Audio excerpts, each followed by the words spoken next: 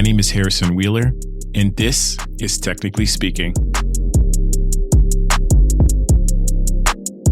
This show is produced in collaboration with Studio Pod Media.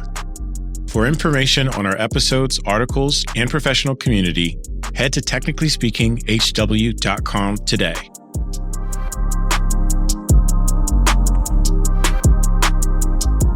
Let's get into the details of today's show. Jasmine Orange works as a UX lead at Ernst Young. In this episode, we talk to her about her background in industrial design and her passion for designing beyond the screens. Jasmine shares her vision on design principles that need to be fixed and the value of open communication within design environments. Join us and connect with Jasmine's philosophy of hard work and taking breaks.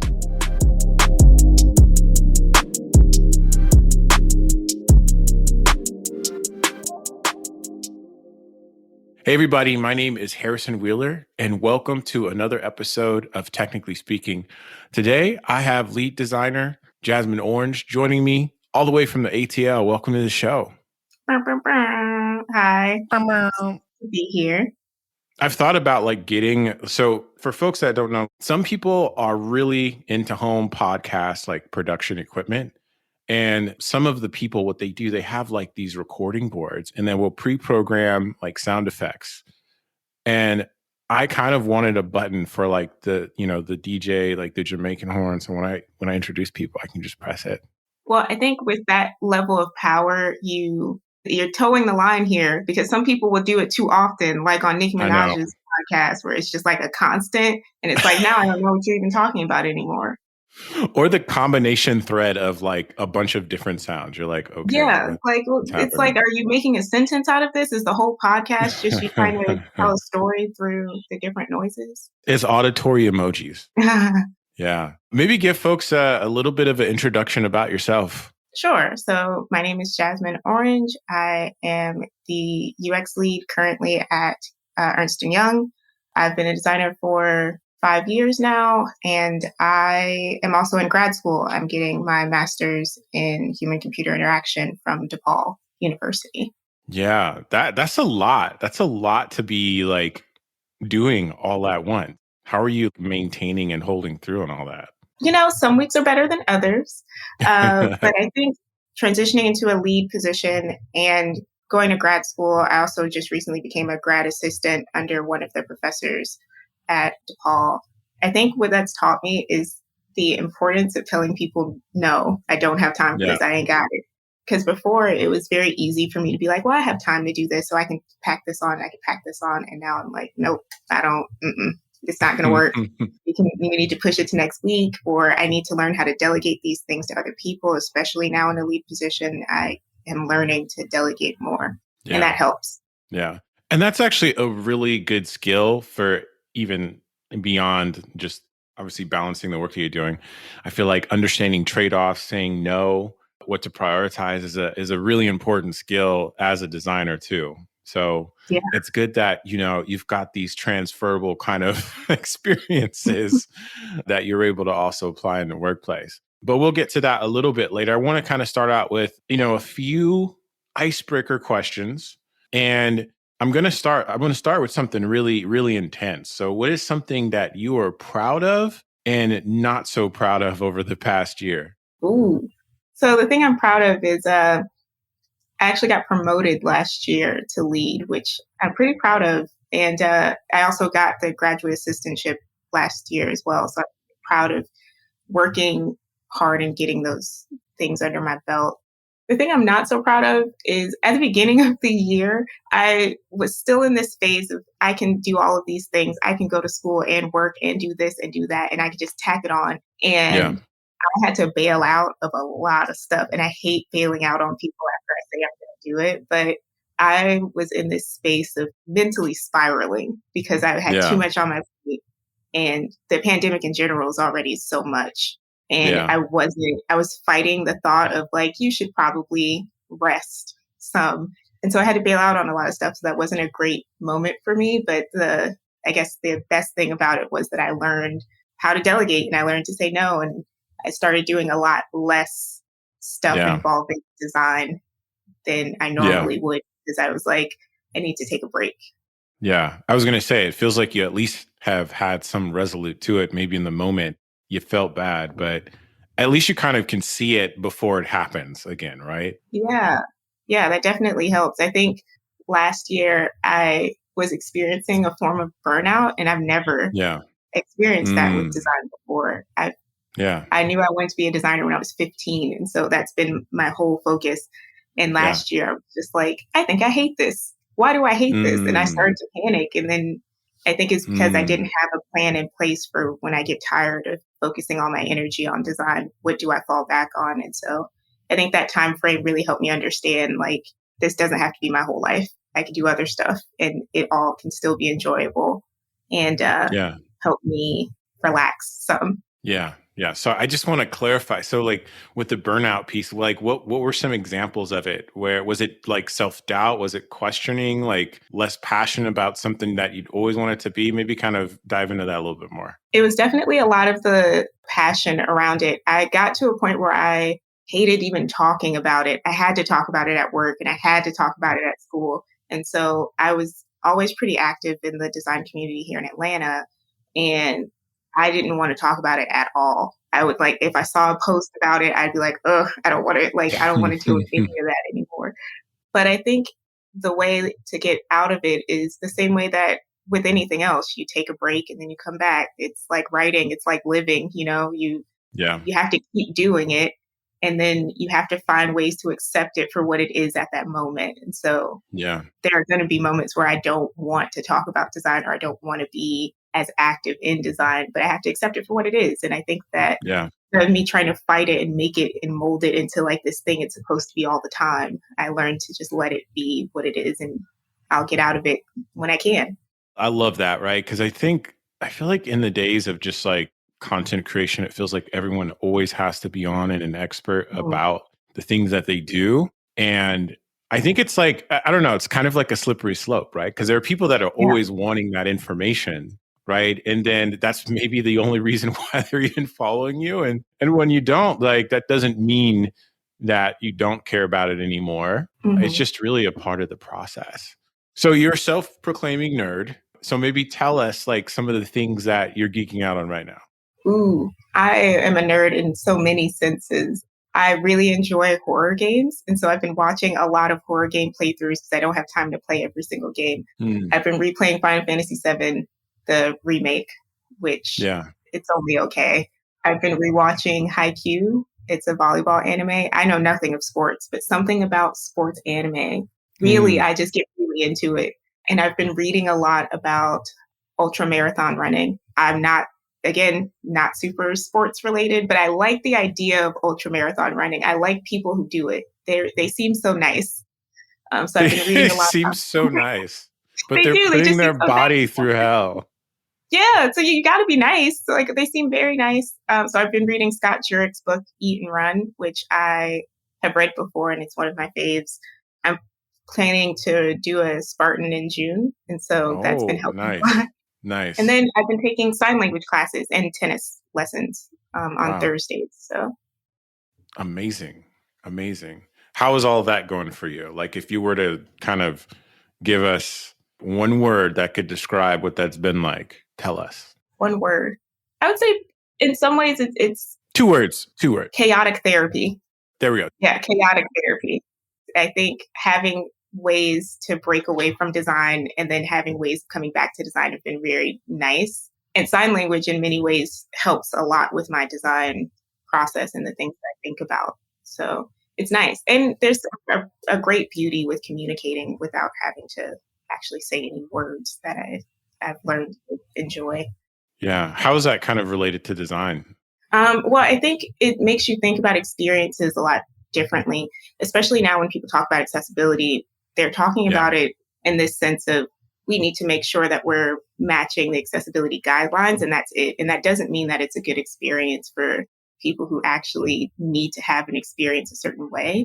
Yeah. So, for example, you could say that having a voice to text translation is a good enough thing for someone who is deaf, that they'd be able to know what's going on and that's enough. But that's not true. because a lot of the emphasis when you're talking for people who are in the hearing community is that we say things with inflection.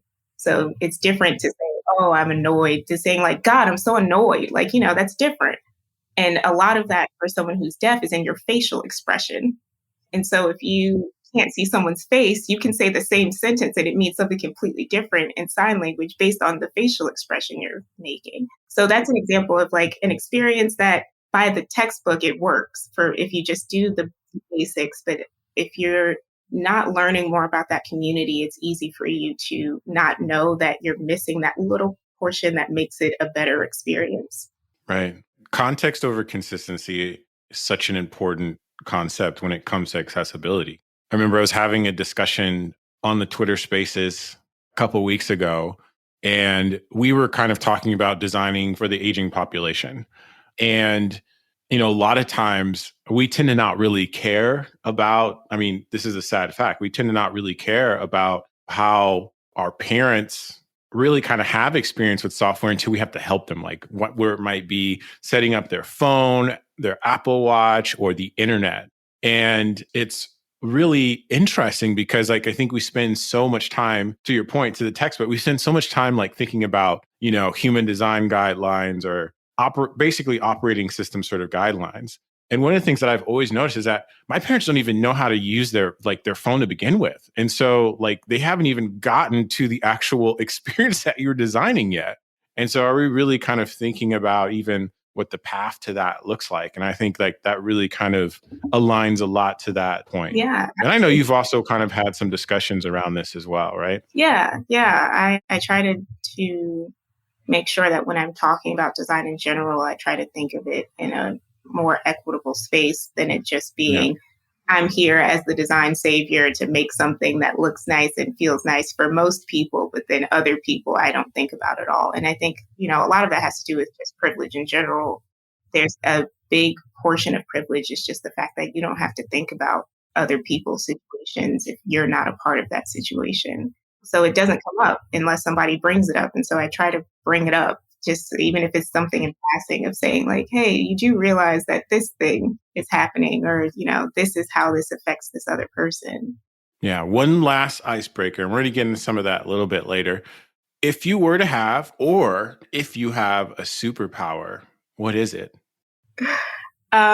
I would want my superpower to be, and this is indicative of all the crap I'm doing all at one time, is that I wish I could be in more than one place, but still get all of the experience and all of the knowledge from being in multiple places.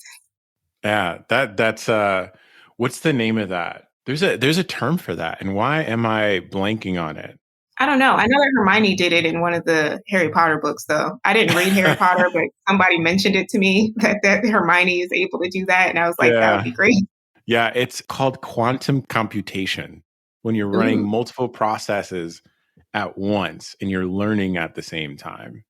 I think that's the dream, but yeah, that seems really complicated. I wonder like how you would even process all of that information at once. Yeah. Is it like if you had multiple versions of yourself out there, is it as they're learning, you immediately get it in your brain, or do y'all have to come together and have like a forum to be like, all right, well now next speaker is me and she's talking about this one time she was at this place. Like, I wonder how that works. Yeah. Yeah. It feels like there could be a big glitch, or you're just talking to yourself all day. I mean, that's not too much different than what I do all day anyway. So. What's up, everybody? It's Harrison again. I'm sure if you haven't heard by now, I just released the Technically Speaking Product Design Glossary. It's 118 need-to-know terms centered around the ins and out of user experience design. The best part about it is that it's a free download. Head on over to technicallyspeakinghw.com or our Instagram for more information. All right.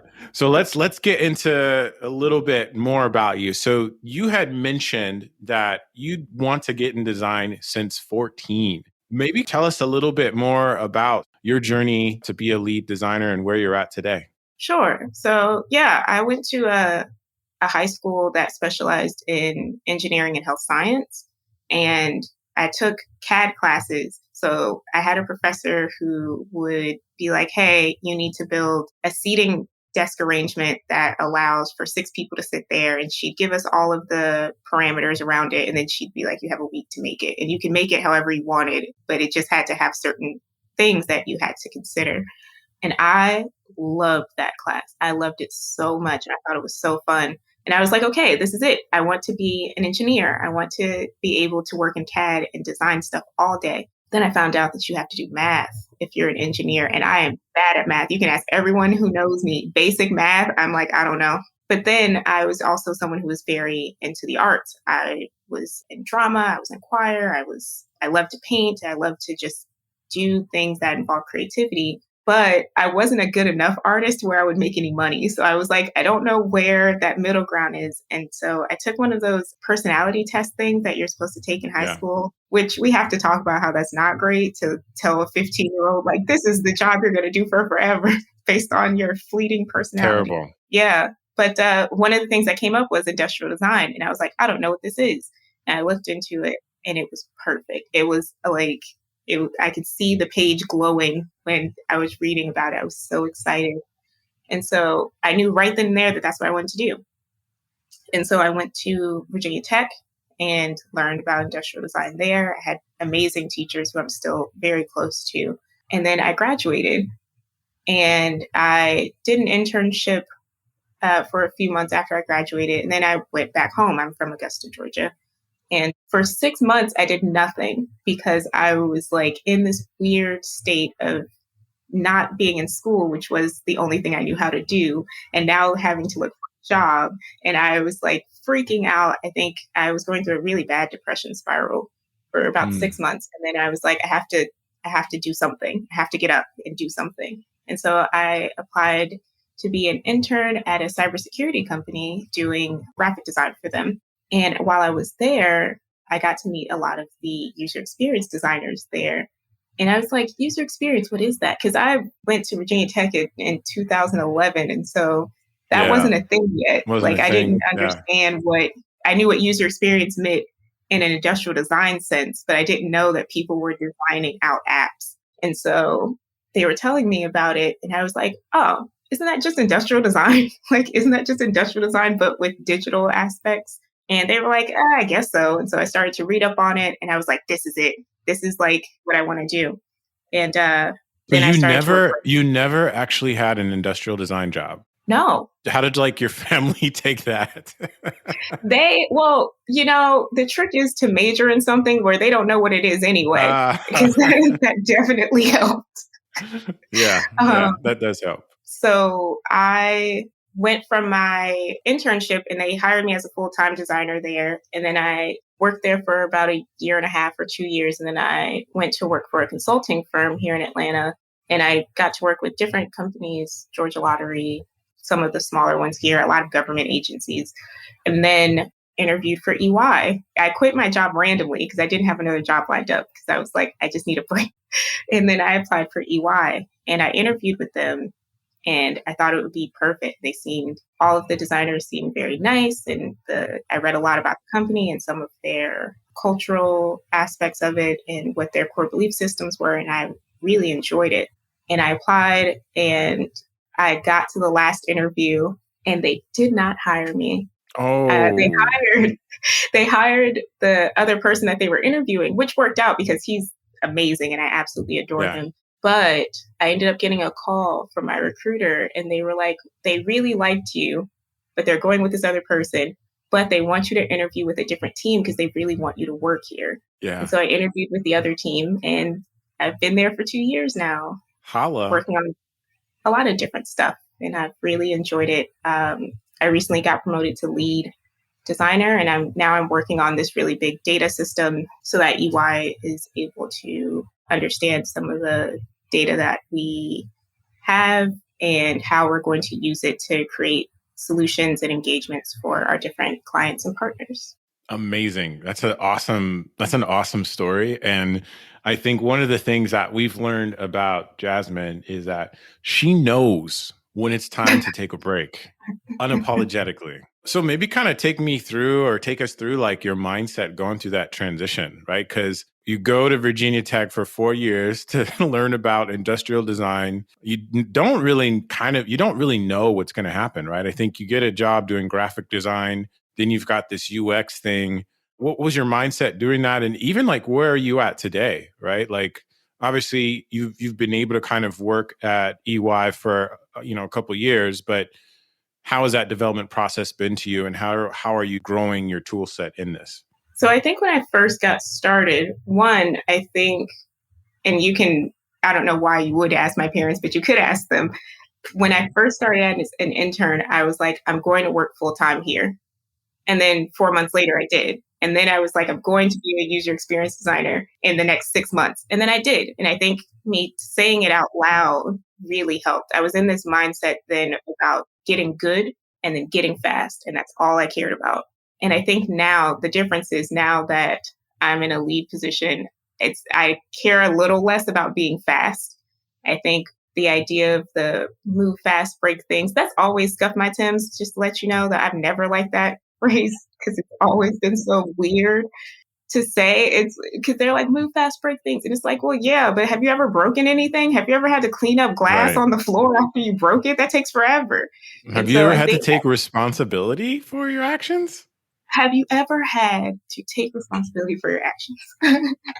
By the way, That takes forever. I love that. What scuffs my Thames? I need to write that down. I've never heard that before, but it resonates so well. You know, when people are like, that irks my nerves, nothing irks your nerves more than somebody scuffing your Tims, your brand new Tims. Like, that stresses me out. I can see it in my mind every time I say it, and I'm like, oh, It so creases my angry. sneakers. Well, you can't say, like, oh, it scuffs my brand new Jordans, because that's worth No. fighting somebody over, depending on, like, which one's that. Um, but, I think as I'm getting into the leadership level of design, I'm learning that sometimes you have to focus on things like the process of it. And it takes a lot longer than just getting good and getting fast. Like, getting a good process takes a long time. Getting alignment with your team, both on the business side, on the development side, on the design side, that takes time. That takes a lot of commitment to getting to know where other people's headspace is, both on the individual level of the people that you're talking to, but also on your team's level. I think having conversation around when we're talking about things like designing in ways where we're thinking about other people, it branches out pretty far. Even when I'm talking about designing something for the team that does all the auditing at EY. I'm not an auditor. I don't know what that's like. And even if I do have documentation on what that's like, I don't know what it's like to do it for 8 hours. And the only way I'll know is if I have that open communication with them. And that takes time, that takes trust, that takes way more than doing it quickly.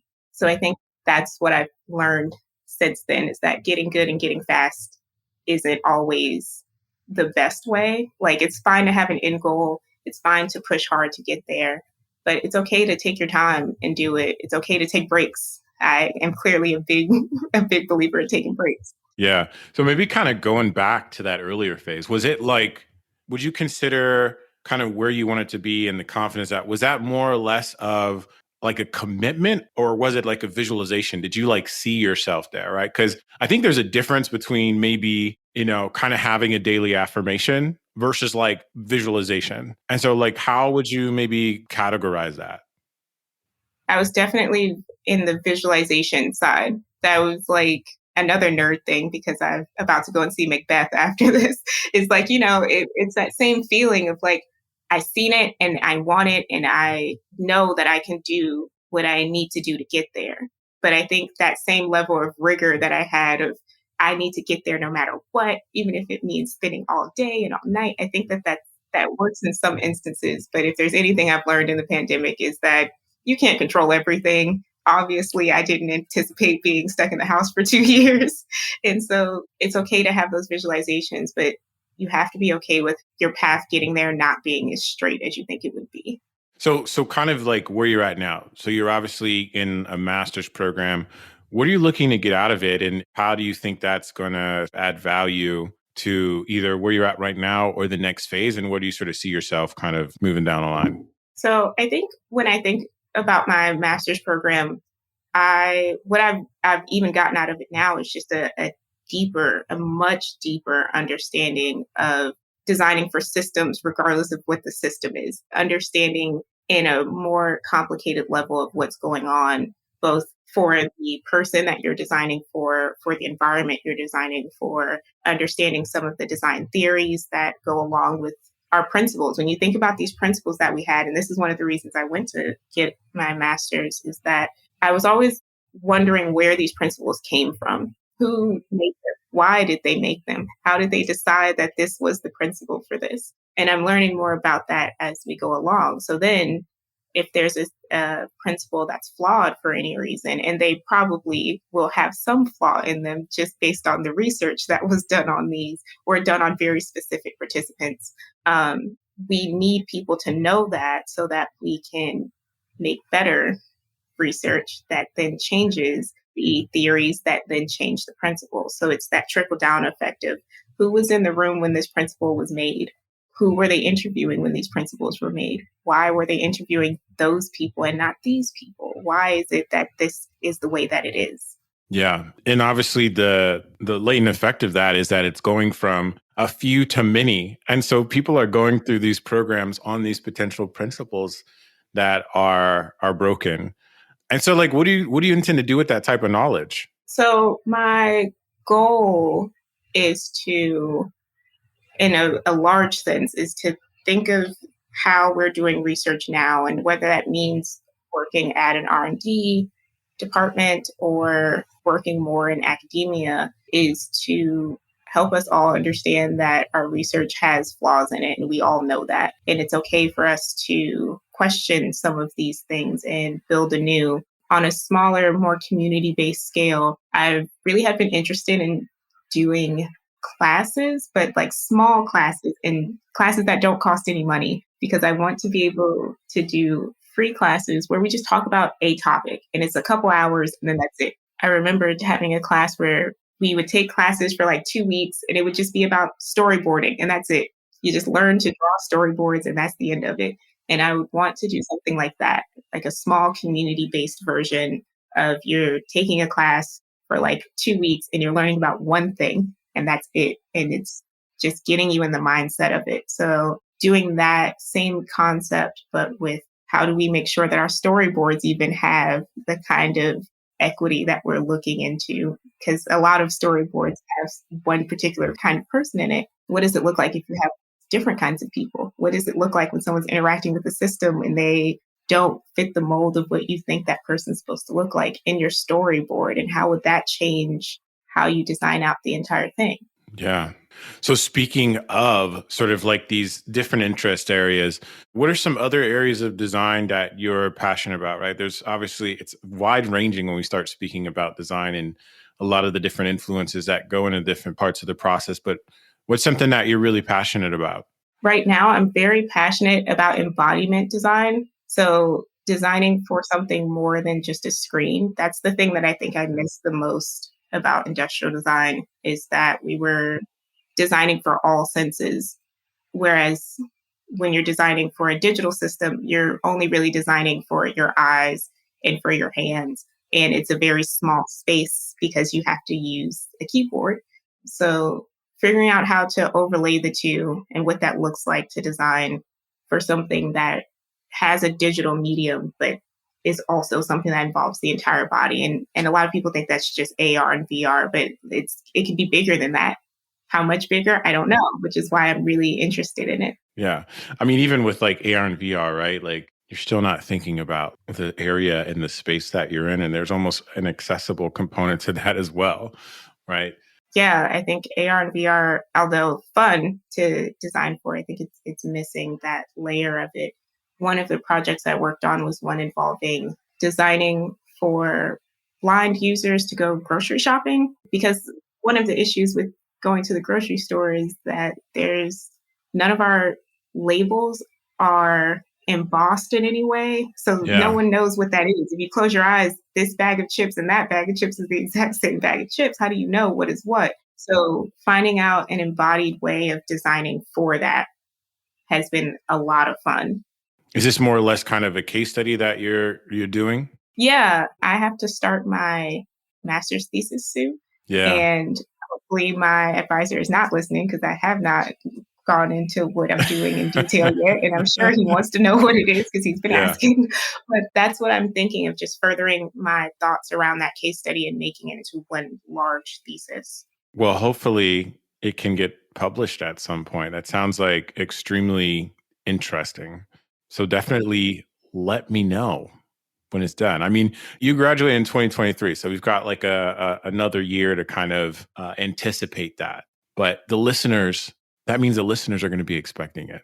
So Oh, wow. Well, then scratch all of that out. No, no, no, no. Don't expect anything. Don't expect nothing. So, Jasmine, I just kind of want to dive look into one last question in sort of like the professional kind of realm of things. One of the things that I've noticed is that you, when getting into the industry, not long after you got into the design or product design, you were doing a lot of presentations and talks. I think for a lot of people that could be extremely daunting. And so, kind of, what was the motivation in that? And I think I've read on a few occasions you're also kind of like introverted in a sense. So it's definitely out of your comfort zone. And so, how did you kind of like cope with that and get yourself to do those types of things? Well, I think there's a lot of things if I ever present any topic for a talk or a presentation, it's something that I've been thinking about for at least a year. It's just been Yeah. something that's always in my mind. And my friends will be like, I don't want to hear about this anymore. Please stop. So I think giving a talk about it is just a place for me to lay it out there. And it doesn't have to be a talk where I feel like, oh, I'm an expert on this thing. It's almost impossible to be an expert on design equity in any way because it's so expensive. Hmm.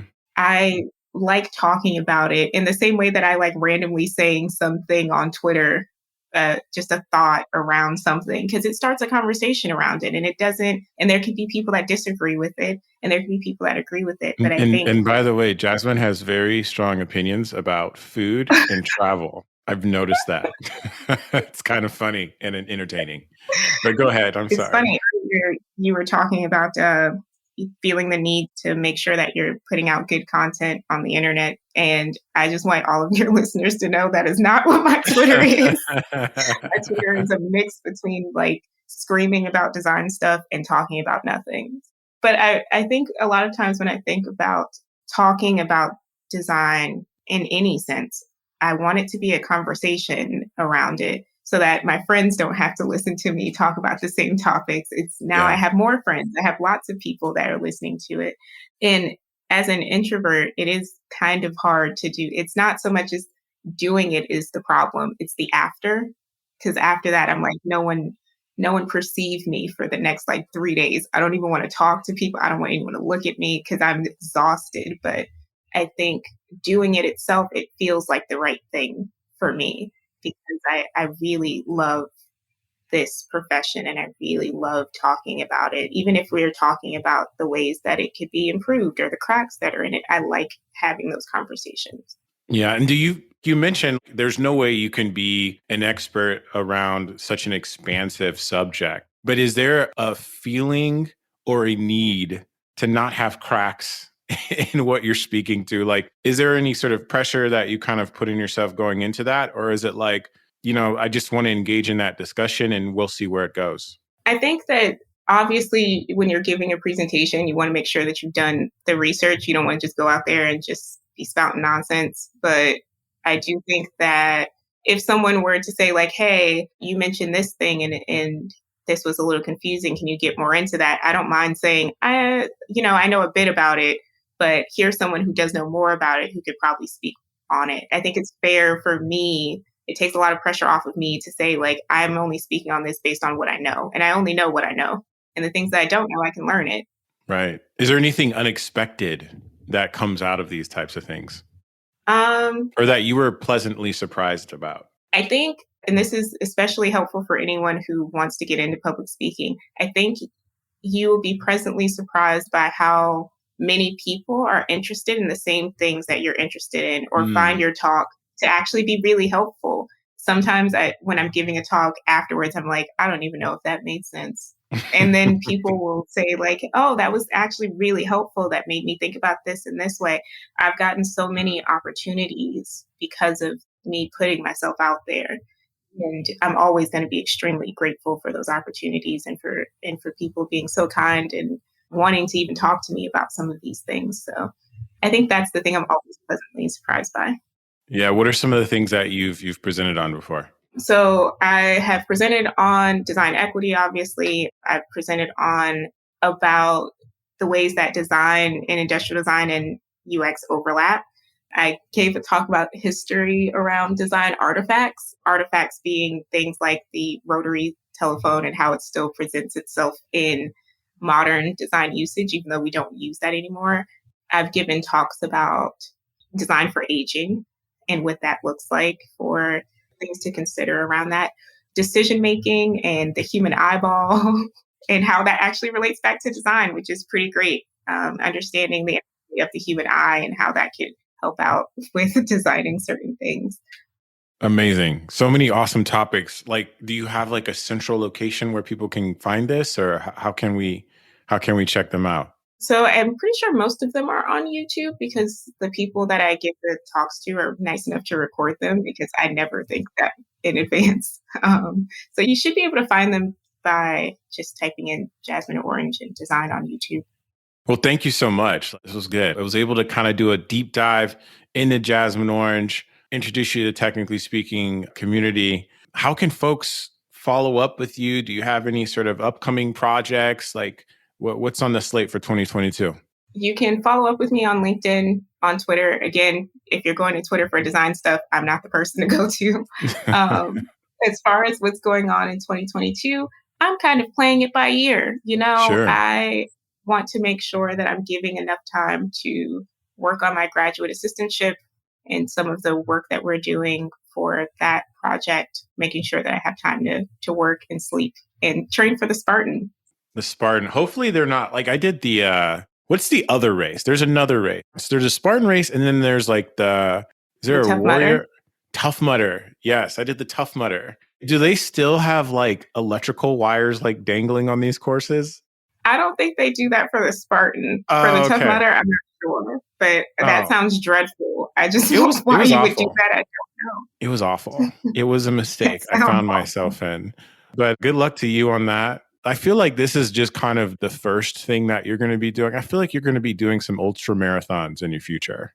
I think if I've decided to start doing those, that's when you can just be like, I don't know what's going on with her, but she is off the rails. I don't know what's going on because no, I can't imagine running any longer than I need to, which is Yeah. maybe a half. That's the absolute most I can do. Awesome. Well, hey, thank you again for being on the show and best of luck on everything. We'll be looking forward to your book on the augmented virtual reality grocery store experience very soon. Thank you. Thank you for having me.